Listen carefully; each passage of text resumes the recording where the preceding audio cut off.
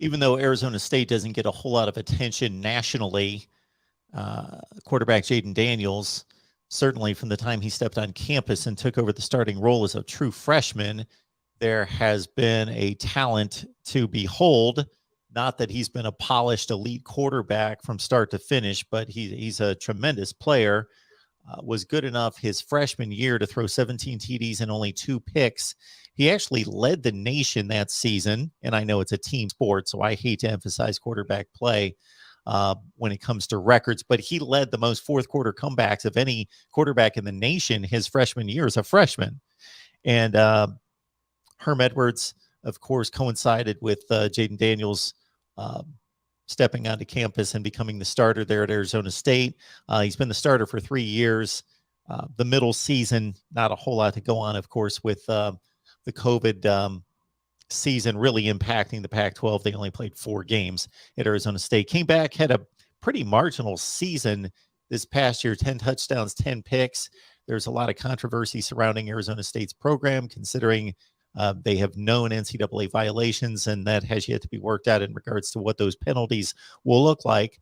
So for whatever reason, and that may have factored into it, Jayden Daniels has announced here in the last couple of weeks, excuse me, that he has entered the transfer portal.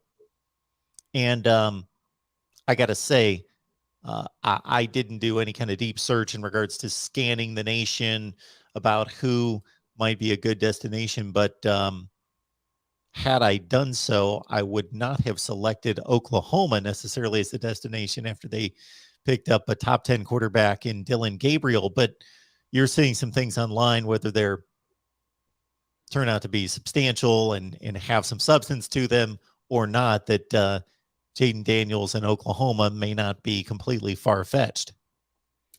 No, definitely not. I think with Oklahoma kind of being in the whole Jackson Dart sweepstakes in terms of his services, I think Oklahoma feels, I think Oklahoma feels where they really need some additional depth there. We've talked a little bit about the guys that Oklahoma will have behind Dillon Gabriel, guys that have no experience whatsoever.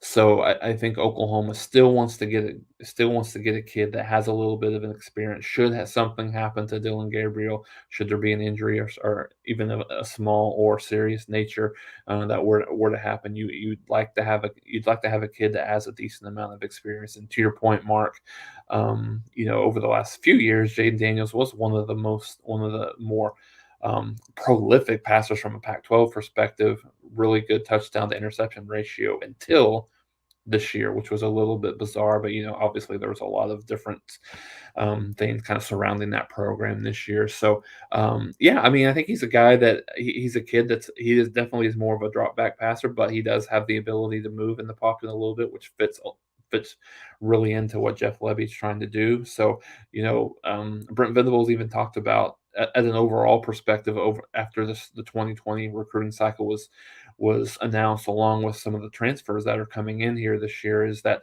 they're going to be really active in the transfer portal. So don't be surprised to see if it's not Jayden Daniels, maybe someone else. I think, but as is always the thought process, you don't know.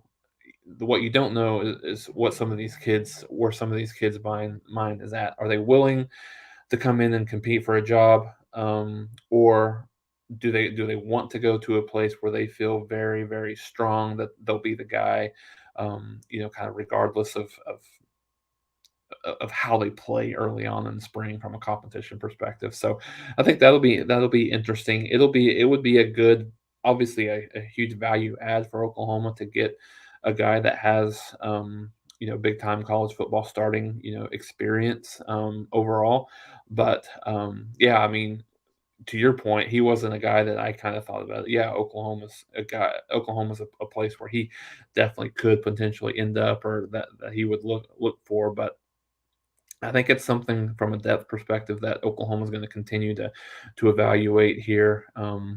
Here late before spring, and after the spring games, there's going to be another flood of kids that hit the portal based on don't feel like that they're going to get an opportunity to play a lot or start or whatever that might look like at whatever position. So I do think Oklahoma will continue to be very active in that portal discussion with, I mean, and it definitely will happen at the quarterback position, I think.